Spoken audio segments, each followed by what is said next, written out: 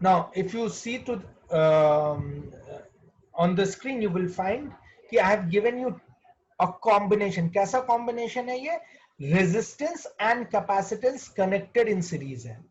ठीक है, यहां पर तुम क्या देख रहे हो कि resistance as well as capacitance both are connected in series, और इन दोनों सीरीज कॉम्बिनेशन के अबाउट मैंने एक AC generator V is equals to V naught sine omega t का कनेक्ट कर दिया है बच्चों। तो यहां पर एक एसी जनरेटर कनेक्टेड है, उसका वोल्टेज कितना है? कोई भी एसी जनरेटर तुम्हें मालूम है बाय डिफॉल्ट कितना वोल्टेज डेवलप करता है? V is equals to V naught sine omega t. और चूंकि दोनों सर्किट सीरीज में है, यानी R और C दोनों सीरीज में है, इसलिए जो फ्लो ऑफ करंट है बच्चों वो दोनों से सेम जाएगा। सीरीज सर्किट की खासियत ही यही होती थी। I have told you number of times that the characterizing feature of a series circuit is the fact that the flow of current always remains same through each and every circuit element, whereas the potential divides। तो यहां पर भी बच्चों potential resistor और capacitor के across divide हो गया। जो वोल्टेज रेजिस्टर के अक्रॉस मिल रहा है उसको मैं VR से लिख रहा हूं, और जो वोल्टेज कैपेसिटर के अक्रॉस मिल रहा है उसको मैं VC से लिखता हूं। करंट, जैसा मैंने पिछले टर्न पे बताया था, फिर से मैं रिपीट कर रहा हूं, करंट हमेशा हम पॉजिटिव एक्स एक्सिस के अलोंग एज डिफॉल्ट लेकर चलेंगे। तो चूंकि दोनों ही सर्किट सीरीज में, इसलिए करंट का फ्लो दोनों ही कंपोनेंट में सेम रहेगा, यानी the current will continue to flow in the direction of the positive x-axis. So you can see I marked the current across the resistor along the positive x-axis. So, and I'm also going to do the same with the capacitor also. The current will be marked along the positive x-axis. Is that clear to everyone?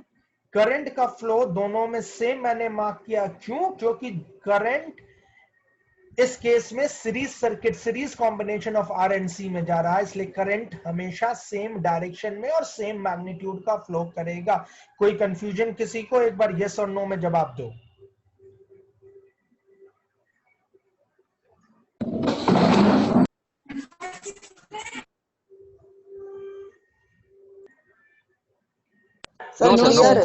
Okay,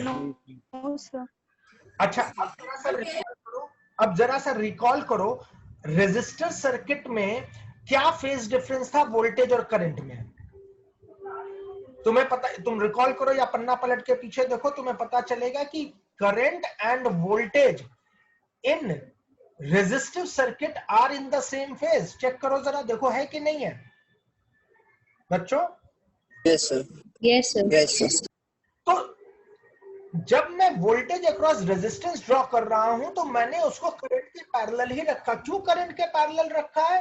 तुम देखो कि इस case में जब हमने purely resistive circuit पढ़ा था तो वहां की मैथमेटिक्स ने बताया था कि current and voltage are in the same phase.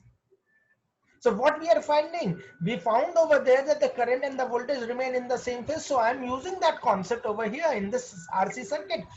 मैं current के ही parallel यानी positive x axis के along voltage across resistor भी draw कर दे रहा हूं। कर रहा हूं ना? देखो डायग्राम में, जरा फोकस करो इस डायग्राम को, दिख रहा है ना? हाँ या ना? Yes yes sir, yes sir. Purely capacitive circuit में चलो देखो वहां पे क्या करंट और वोल्टेज में फेज रिलेशनशिप था। पन्ना पलट के देखो जरा, क्या फेज रिलेशनशिप है? कुछ दिखाई दे रहा फेज रिलेशनशिप? Very good. तो तुम पाओगे in case of capacitive circuit current is ahead of voltage and it leads the voltage bye a phase difference of 90 degree. तो क्या तुम मुझे बता पाओगे इस केस में मुझे वोल्टेज अक्रॉस कैपेसिटर को किस एक्सिस पे रखना चाहिए जब current already positive negative y axis?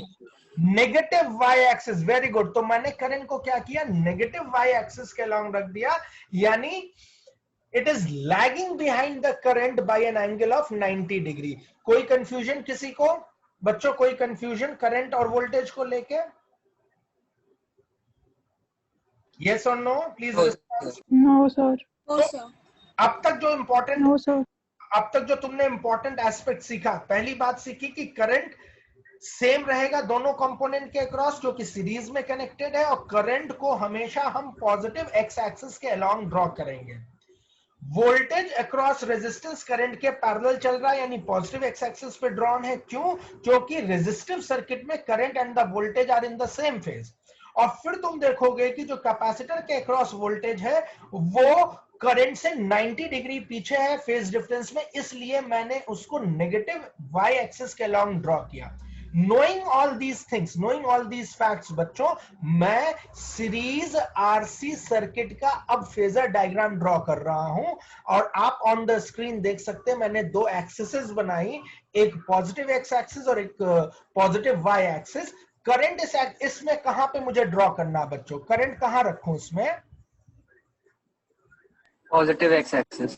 Perfect, current को मैंने पॉजिटिव एक्स एक्सिस पे रख दिया। ब्लू कलर का एरो करंट के लिए है।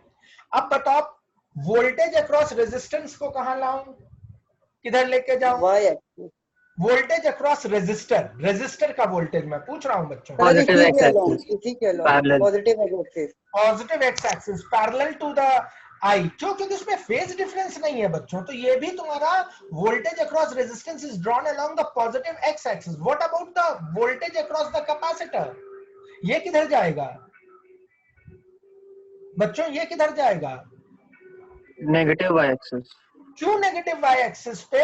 क्योंकि करंट लीड कर रहा था कैपेसिटर में वोल्टेज को by an angle of 90 degree, इस वजह से मैंने जो वोल्टेज अक्रॉस कैपेसिटर है वो नेगेटिव वाई एक्सिस पे रखा। क्या आप सबको फेजर डायग्राम आरसी सर्किट का, सीरीज आरसी सर्किट का समझ में आ गया?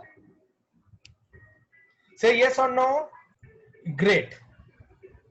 अब देखो यहां पर ये सीरीज आरसी सर्किट है, मुझे नेट वोल्टेज निकालना है, और तुम्हें मालूम है नेट वोल्टेज निकालने के लिए मुझे क्या करना चाहिए? मुझे किरचॉफ्स का वोल्टेज लॉ लगाना है। तो यूजिंग किरचॉफ्स वोल्टेज लॉ, अगर मेरे लिए ये डीसी सर्किट होता तो मैं net voltage must be added together like an algebraic sum, मैंने उसमें वहां पे कर दिया होता V net is equals to V1 plus V2। लेकिन यहां पर वोल्टेज सेम फेज में नहीं है बच्चों, इसलिए यहां पर हम किरचॉफ्स का वोल्टेज लॉ लगा रहे हैं वेक्टर फॉर्म में। वेक्टर फॉर्म क्या कहता है? V net must be equal to vector addition of VR plus VC। क्योंकि वोल्टेज सेम फेज में नहीं, इसलिए अलजेब्राइक एडिशन ना करके मैं क्या कर रहा हूं यहां पर? vector addition of voltage across resistance and vector addition for voltage across capacitance. Is that clear to everyone? Any confusion to anyone? Please respond. No, sir. No, sir.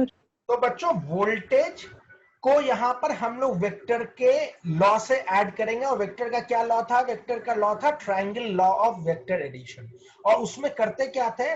उसमें on the head of the first vector बच्चों we used to place the tail of the second vector, then the resultant vector was obtained by joining the tail of the first vector with the second vector। यहां पर बच्चों ध्यान दो, हमारे लिए पहला vector क्या है इस क्वेश्चन? इसमें हमारा पहला वेक्टर है VR।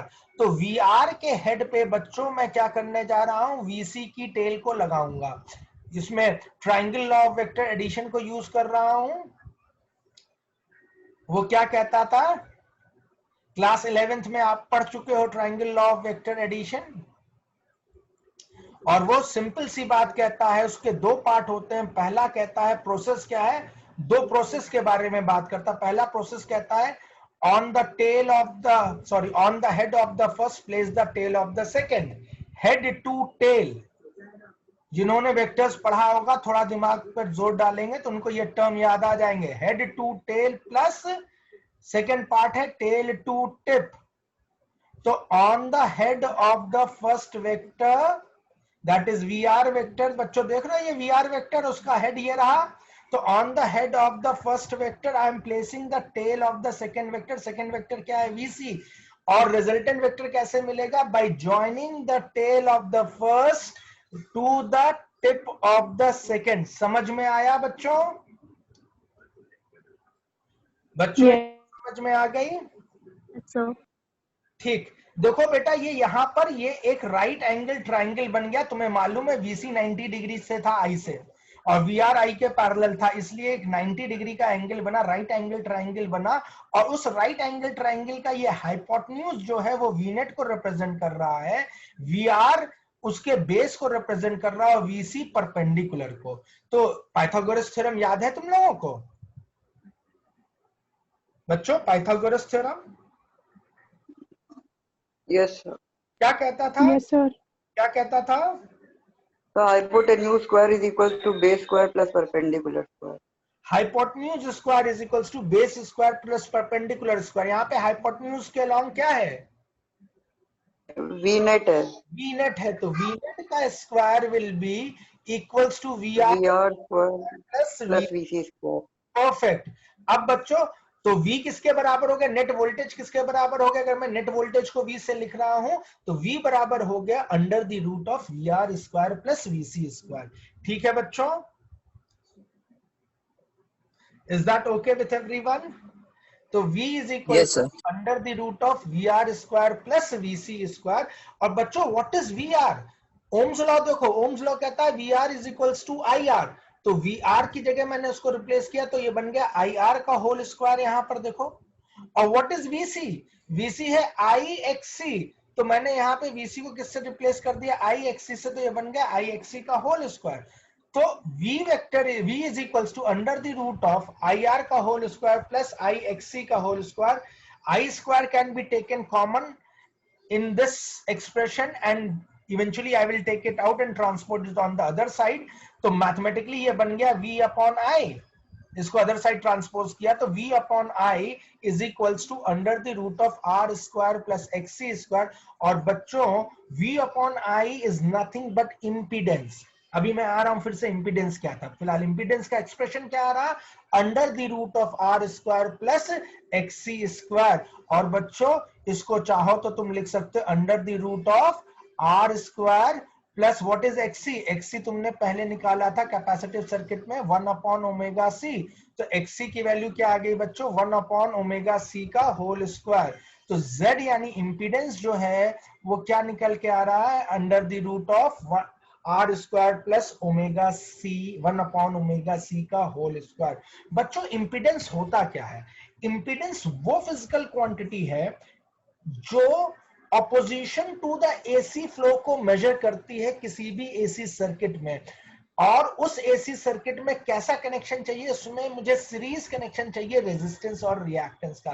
That is why you can see what I have written down, impedance is a physical quantity measuring the opposition offer to the flow of what type of current? To the flow of AC current। बच्चों ध्यान रखना impedance AC current के लिए defined है, DC current के लिए नहीं। इसलिए बहुत क्लियरली मैंने मेंशन किया, it is the opposition offer to the flow of AC current in any AC circuit which has series combo of। किसका सीरीज कॉम्बो की बात कर रहा हूं? Resistance and reactance. अब रिएक्टेंस कैसा हो सकता है? रिएक्टेंस दोनों हो सकते हैं, कैपेसिटिव भी हो सकता है और इंडक्टिव भी हो सकता है। तो किसी भी तरह के रिएक्टेंस के ऊपर हम बात कर रहे हैं। तो ये वो फिजिकल क्वांटिटी है जो कि फ्लो ऑफ करंट को मेजर कर रही है। बात क्लियर है बच्चों? ये रिएक्टेंस क्या है उसकी डेफिनेशन समझ में आ गई? Say yes or Yes. Yes, sir. okay। Yes, sir. अब बच्चा देखो यहां पर ये फेजर डायग्राम में ये राइट एंगल ट्रायंगल है और इस राइट एंगल ट्रायंगल में करंट और नेट वोल्टेज के बीच का ये एंगल बना जिसको मैंने शेड किया है, देख रहे हो? ये फाई क्या रिप्रेजेंट करता है? Phase difference. Phase difference. Yes, sir. Difference की वैल्यू क्या हो जाएगी? tan फाई की वैल्यू क्या हो जाएगी? tan फाई हो जाएगा perpendicular upon base. Perpendicular upon base. यहां पर परपेंडिकुलर क्या है? परपेंडिकुलर है वी VC. VC और बेस क्या है? VR। VR. तो मैं tan फाई की वैल्यू क्या लिख सकता हूं? VC upon VR। VC की वैल्यू क्या है? IXC और VR की वैल्यू क्या है? IR। क्लियर है ये? IXR. Yes, sir. I और I कैंसिल हो गया तो तुम्हारे पास tan फाई की वैल्यू आ गई XC upon R। XC by R. XC क्या था? Yes, sir. 1 upon omega C और R। तो ये हो गया तुम्हारे पास फेज डिफरेंस tan फाई। और फिर तुम्हारे पास आता है cos फाई। cos फाई का इंपॉर्टेंस एसी सर्किट में। ये मेजर करता है power factor of any AC circuit. इस ट्रायंगल से हम cos phi की वैल्यू भी निकालते हैं। cos phi क्या है? सर पावर फैक्टर वाला रिपीट कर दीजिए सर एक बार और। cos phi जो है बेटा पावर फैक्टर को मेजर करता है, तो इस ट्रायंगल में cos phi हमें पावर फैक्टर बताएगा, और पावर फैक्टर क्या हो जाएगा? इस ट्रायंगल का बेस अपॉन हाइपोटेन्यूज। यहाँ पर बेस कितना है? यहाँ पर बेस, वहाँ पे बेस है VR और हाइपोटेन्यूज कितना हुआ? V net. V नेट और वी आर को ओम्स लॉ से लिखोगे आई आर, और V net IR I Z. Z। I once again cancel हो गया बच्चों, तो बन गया power factor R by Z. R होता है ट्रू पावर को देने वाला, और Z होता है एपरेंट पावर को देने वाला। इसलिए बाय डेफिनेशन हम पावर फैक्टर को डिफाइन करते हैं as the ratio of true power to the apparent power. तो जब मैंने तुम्हें पावर फैक्टर पढ़ाया था तो उसकी डेफिनेशन लिखाई थी। क्या लिखवाई थी डेफिनेशन cos phi की? पावर फैक्टर की, it is defined as the ratio of the true power to the apparent power. क्यों? क्योंकि न्यूमरेटर में R की वजह से पावर के जनरेशन की बात कर रहे हो, और नीचे Z यानी कि इंडक्टेंस सॉरी इंपीडेंस की वजह से जो पावर जनरेट हो रहा है उसकी बात कर रहे हो।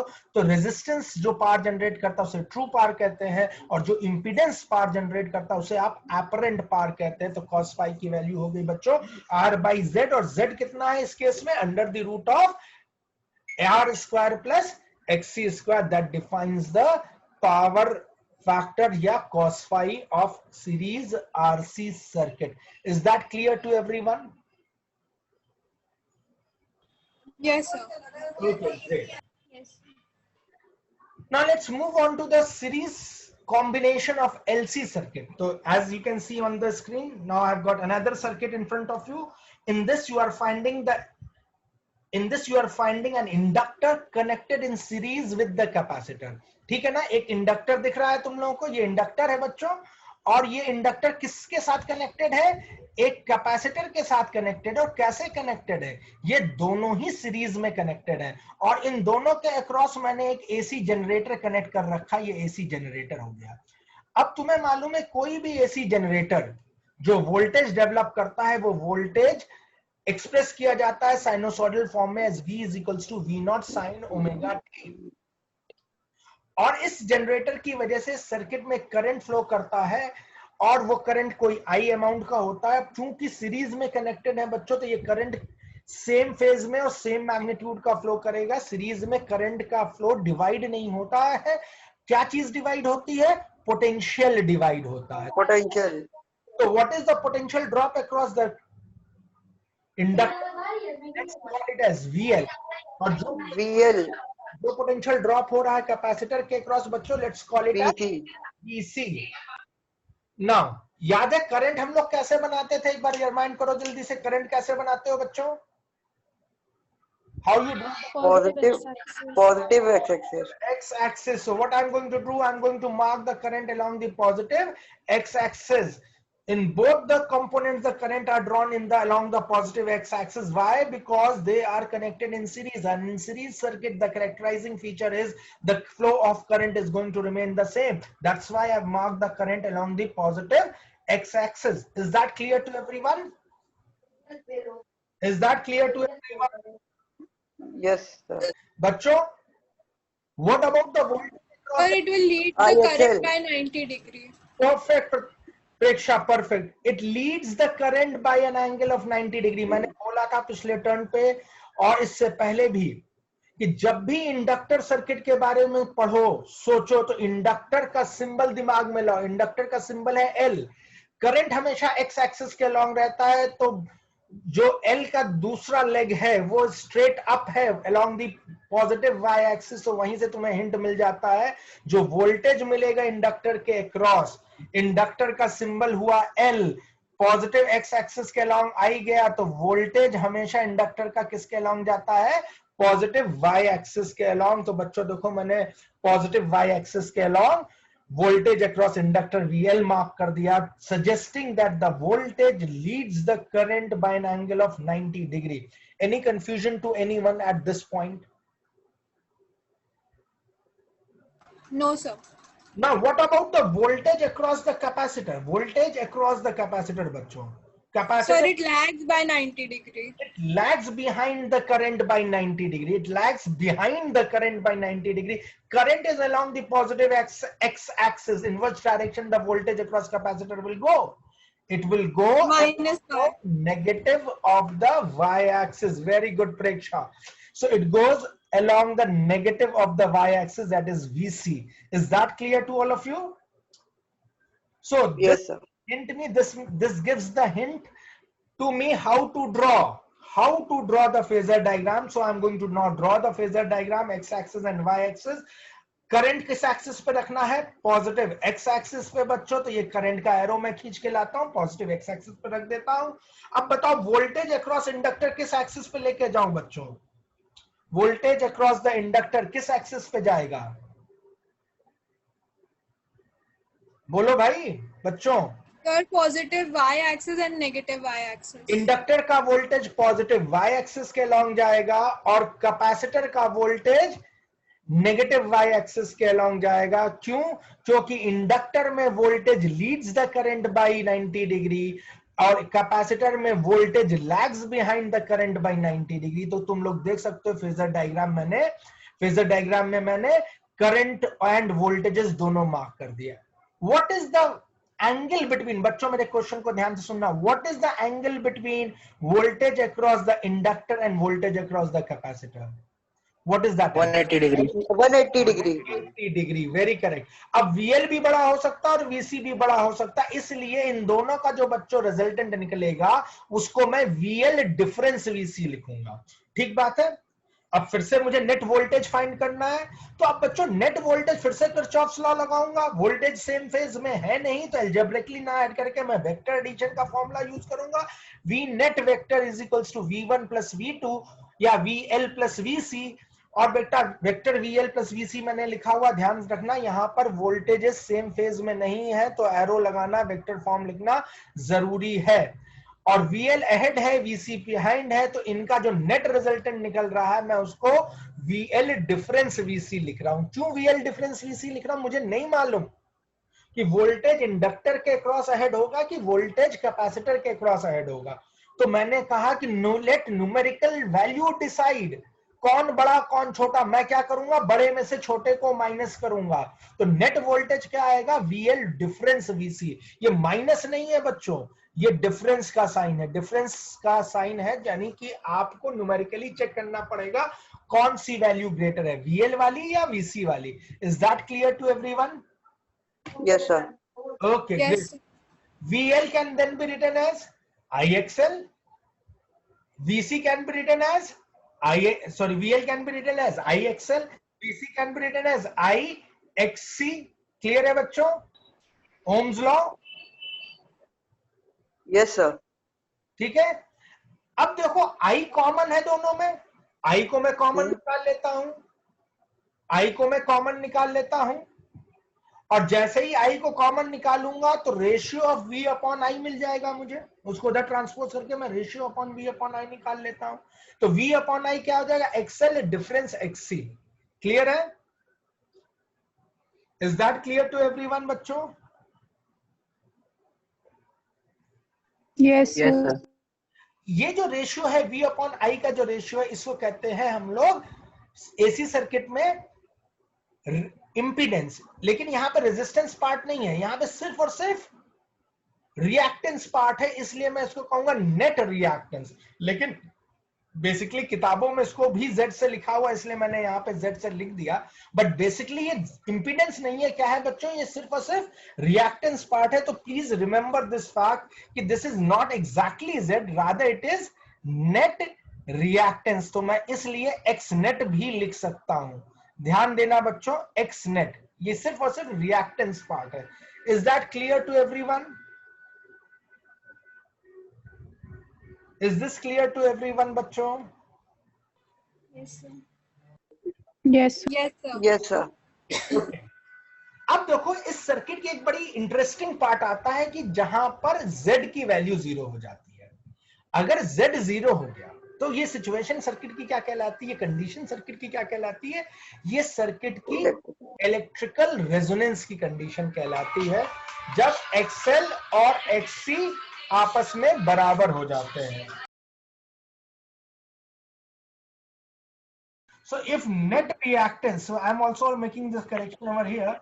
If net reactance of the circuit of AC circuit becomes equal to 0, then we say the circuit is under resonance condition. और जब सर्किट रेजोनेंस कंडीशन में आया, यानी जब x नेट 0 हुआ, यानी कि वो कब 0 हो सकता है बच्चों? जब XL और XC दोनों आपस में बराबर हो. अगर XL बराबर XC हो गया तो XL क्या था? XL तो था ओमेगा L, और XC क्या है बच्चों? वो है 1 अपॉन ओमेगा C. तो omega L must be equals to omega C, या ओमेगा स्क्वायर क्रॉस मल्टीप्लाई किया, omega square is equals to 1 by LC, और omega is equals to 1 by root LC. तो ये जो बच्चों ओमेगा R निकल के आ रहा है, इसको हम कह रहे हैं resonant frequency. Omega angular frequency है, omega is equals to 2 pi f होता था, पढ़ा होगा तुम लोगों ने जूनियर क्लासेस में. 2 pi f is equals to 1 upon root LC, और f is equals to 1 upon 2 pi under the root of LC, which is known as resonant frequency of the AC circuit. And if you just look at this resonant frequency of any AC circuit, you will find this resonant frequency of any AC circuit will depend upon the value of inductor connected in series with the value of the capacitor that is connected. Both of them are connected in series. The value of L and value of C will decide the resonant frequency of the circuit. Is that clear? Yes, sir. Yes, sir. So in any AC circuit, whenever the frequency of the applied voltage becomes equal to the natural frequency, what is the natural frequency of the AC circuit? That is 1 upon 2 pi under the root of LC. Then we say that the circuit is under the electrical resonance condition, and whenever the circuit comes under electrical resonance condition, remember the power transfer will always be maximum. The energy transfer will always be maximum. So you can have a maximum power transfer or maximum energy transfer taking place through this electrical circuit. Any confusion to anyone? No, sir. Is that No, sir. okay?